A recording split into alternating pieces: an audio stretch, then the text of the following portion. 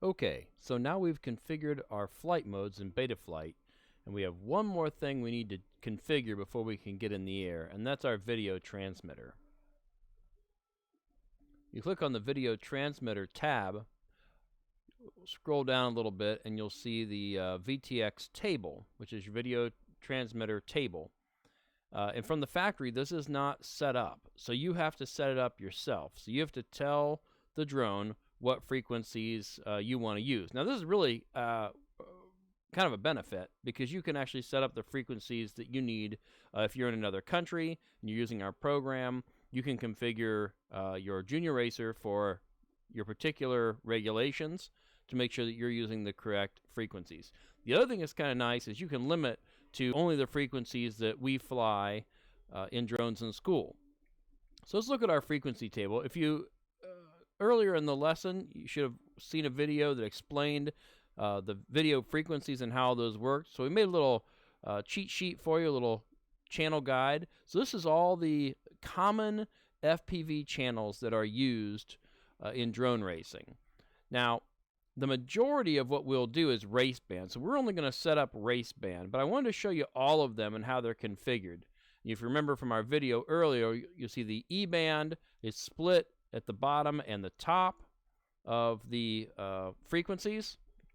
And then A, B, and F are rolled through here throughout the rest of the range.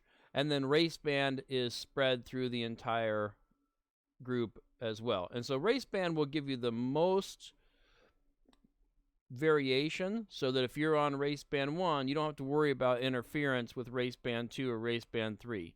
Where if you're on E2 and E3, those are very close together, and you're probably going to get interference. You're going to see someone else's signal in your goggles, and we don't really want to do that. So we're just going to set up race band, which is all we need. Now I've got another little screenshot that I took from Betaflight, so we can copy these right in. So first thing you're going to do is you're going to configure how many bands you want. It'll probably be on 0 when you come in here, and this will probably also be on 0. So you'll have no bands and no channels. Now, again, you remember from our video, we have 5 bands that we can use, and each band has 8 channels. Now, we're only going to set up one, and that's race. So we're going to configure this to race, and the letter will be R. And then we have 8 channels in that band that we can configure. So again, let's pull up that graphic. So our first channel is 5658. So we're going to go ahead and type that in. Our second channel is 5695. Then I think it was 5732.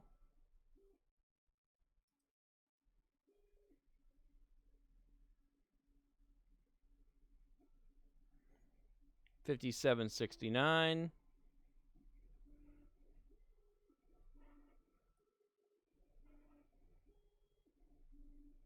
$58.06.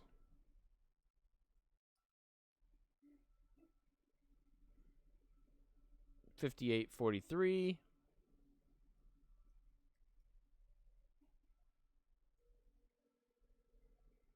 $58.80 and $59.17.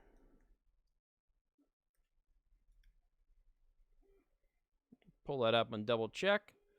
56.58, 56.95, 57.32, 57.69, 58.06, 58.43, 58.80, and 59.17.